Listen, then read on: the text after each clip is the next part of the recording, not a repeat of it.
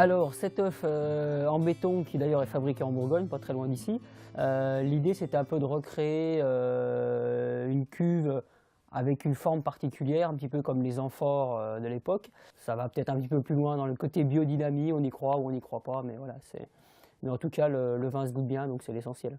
L'intérêt de cette forme d'œuf, c'est qu'on a un mouvement naturel à l'intérieur de la cuve, un mouvement de vortex qui fait que, au lieu d'avoir à faire du bâtonnage comme on fait sur fût, là le bâtonnage se fait naturellement, on n'a pas à remuer, il y a un mouvement naturel à l'intérieur de la cuve.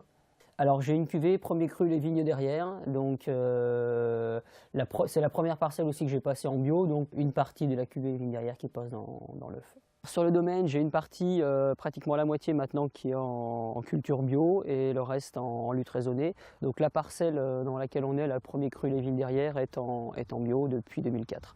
Je l'ai fait pour moi, pour voir un petit peu ce que ça donnait, pour voir les différences au niveau du travail déjà, et puis après au niveau des résultats sur les vins, les différences entre bio et lutte raisonnée.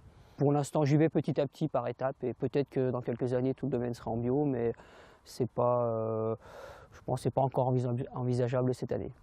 Alors on a des terrains assez calcaires, ce qui explique aussi qu'on soit uniquement en chardonnay, uniquement en vin blanc.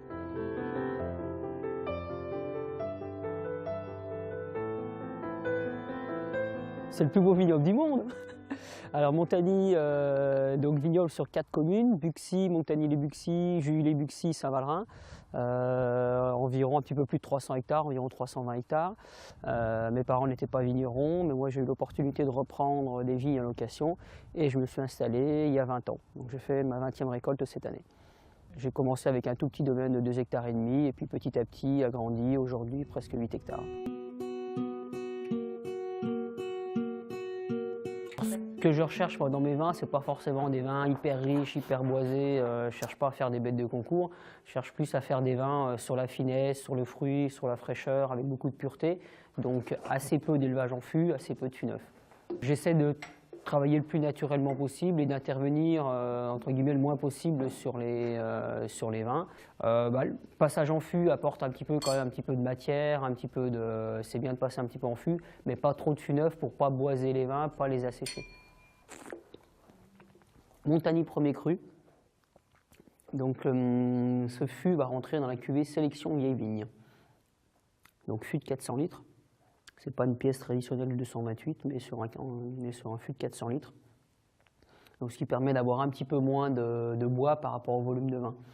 Donc des vins un petit peu plus harmonieux, moins marqués par le bois. Comme là on est sur un fût neuf, c'est ça en moins entre guillemets à la planche que sur une pièce de 228 litres. Alors donc premier cru les vignes derrière 2010.